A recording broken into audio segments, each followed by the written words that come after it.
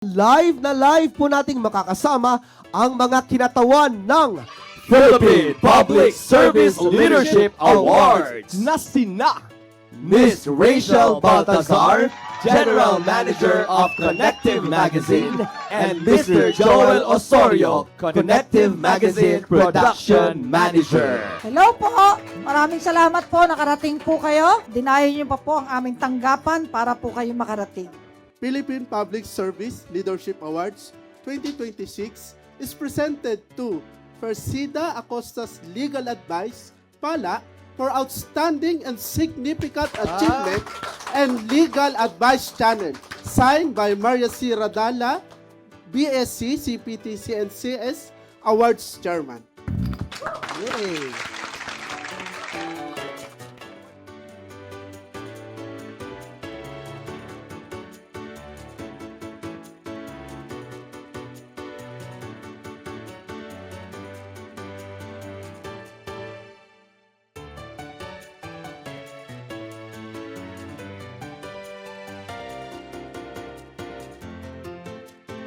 Philippine Public Service Leadership Awards 2026 is presented to Honorable Dr. Persida B. Rueda Acosta, DSD-JD, for outstanding and significant achievement and public service leadership.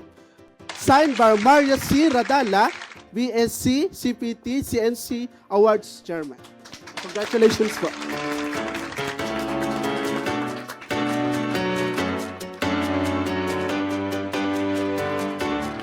Connective Magazine.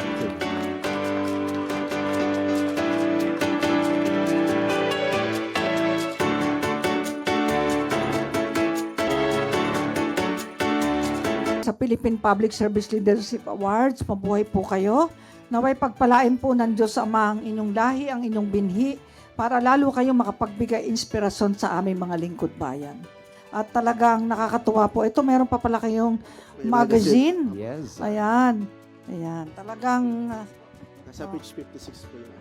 may page. Nandun pa pala yung write-up tungkol sa ating opisina. Wow! Maraming salamat po sa inyong kagandahang loob. Hindi man namin kayo mabigyan ng anumang bagay na ganti, pero yung kabutihan nyo po at para po ang aming mga kliyente, ang milyong kliyente ng PAO ay ma-inspire at lalong magtiwala sa ating mga public attorneys nationwide. Mabuhay po kayo, sir. Thank you po.